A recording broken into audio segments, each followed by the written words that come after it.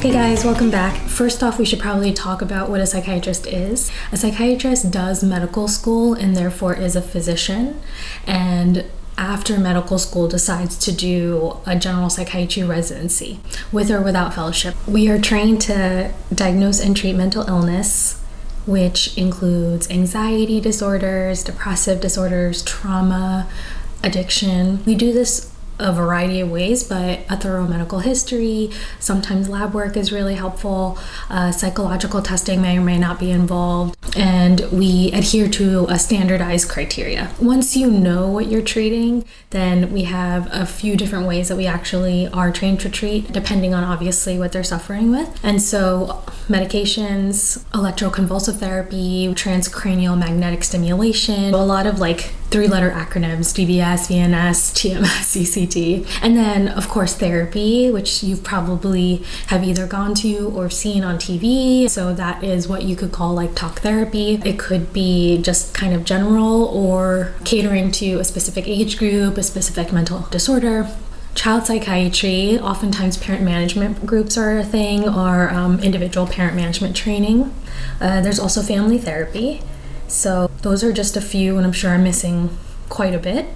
Okay, so let's talk mental health, because obviously it's the world that I've been living in for so long that I might lose sight of kind of what it looks like to the public or society as a whole. Back when I started, I don't really recall it being that present in social media or something that people really want to talk about. And it seems like it's definitely grown in favor in terms of being open and honest about whether you're suffering with anxiety or depression, and whether you're seeking treatment, whether it's been helpful to you. And so I think that openness has been positive in terms of people's interest in seeking medical training in psychiatry, but it's still something that the field overall is struggling with in terms of a shortage. It's going to take quite a bit of time to address the shortage, especially with half of our workforce being on the more senior side. And so when I eventually retire, there's going to be a very big gap. So it's definitely a crisis. It's a pretty big crisis in child psychiatry. We are always actively trying to figure out how to address this situation.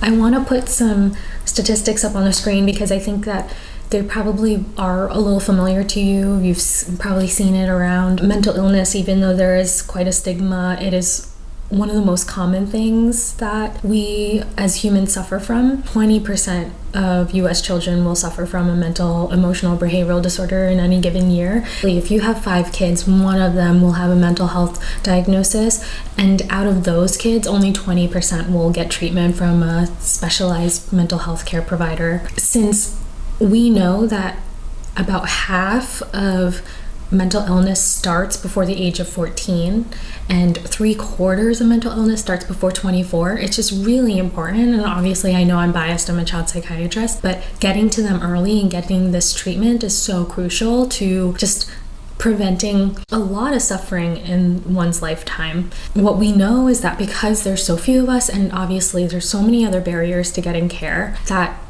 a kid can wait up to a decade before getting treatment. Like most health-related things, the longer you wait to get something treated, the longer it's going to take to respond to treatment, or it might need a little bit more treatment than it would have had when it was a little bit more mild. And so really getting to these kiddos and families early is really important. There is a positive though. The interest for people in medical school has grown.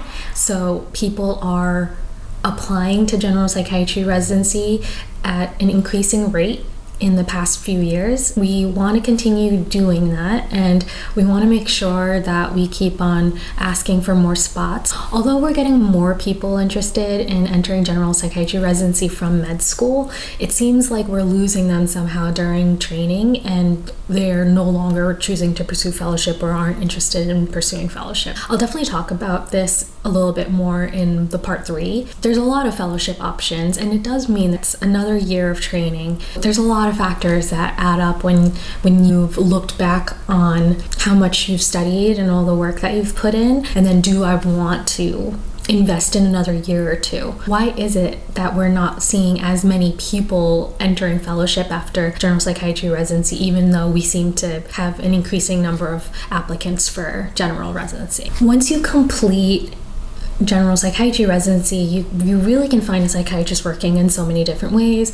I think that most people would envision working in a hospital or private practice. Even the hospital itself could be linked to like an academic institution, a university of some sort, or it could also be privately run. Oftentimes people who pursue forensics, but not only them, could work in the prison system. You can work in community agencies. You could also work in emergency rooms, acute care centers, nursing homes, and child psychiatrists also work in schools. So that's what's pretty cool about psychiatry. There's a lot of flexibility. Most psychiatrists I know often work in multiple settings, even within the 1 week, sometimes even within 1 day. So if that's something that's interesting or sounds fun, then that is definitely an option. You can create the life that you want in terms of that kind of setup.